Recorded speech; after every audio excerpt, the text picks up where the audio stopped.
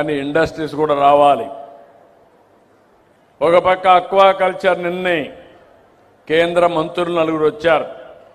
నలుగురితో విశాఖపట్నంలో ఒక మీటింగ్ పెట్టి భవిష్యత్తులో అక్వా రైతులను ఆదుకోవడానికి కూడా ఒక ప్రణాళిక తయారు చేస్తానని చెప్తాను. ఇంకొక పక్కన మీరు ఒకసారి చూస్తే ఇలాంటి జిల్లాలో మీకు గొడవలే తెలియవు. ఎప్పుడు కూడా మీరు ఎక్కడ విరోధాలే పెట్టుకోరు. అలాంటిది మీ జిల్లాలో కూడా గత ప్రభుత్వం భూ సర్వే పేరుతో చాలా అవకతవకలు చేశారు, రికార్డులు మార్చారు, మీ భూమి 22A పెట్టారు. ఇలాంటి అనేక సమస్యలు చేసి మీకు ఇబ్బందులు కలిగించారు. అంతేకాకుండా మీ మధ్య చిచ్చు పెట్టే పరిస్థితి కూడా వచ్చారు. అందుకే ఈరోజు నేను ఒకటే ఆలోచించాను.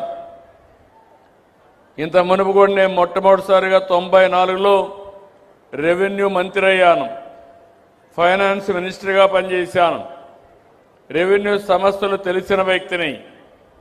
ఇంకో పక్క మీరు ఒకసారి ఆలోచిస్తే ఆంధ్రప్రదేశ్ రాష్ట్రంలో రెవెన్యూ సమస్యలు తక్కువగా ఉంటాయి. దానికి కారణం బ్రిటిష్ వారి పరిపాలన. ఆ రోజు బ్రిటిష్ వారి పాలనలో మీరు చూస్తే ఎక్కడికక్కడ విలేజ్ కరణం పెట్టేవాళ్ళు, మున్సిపల్ని పెట్టేవాళ్ళు, రెవెన్యూ కలెక్ట్ చేసేవాళ్ళు, అదే మరి ఎప్పటికప్పుడు జమాబందీని నిర్వహించేవాళ్ళు. అంటే ప్రతి ఒక్క సంవత్సరం అకౌంట్స్ అన్ని ఫైనలైజ్ చేసి తద్వారా మీ భూమి మళ్ళా ఒకసారి రెన్యూ చేసి మీ దగ్గర భూమి శిస్తు వసూలు చేసేవాళ్ళు.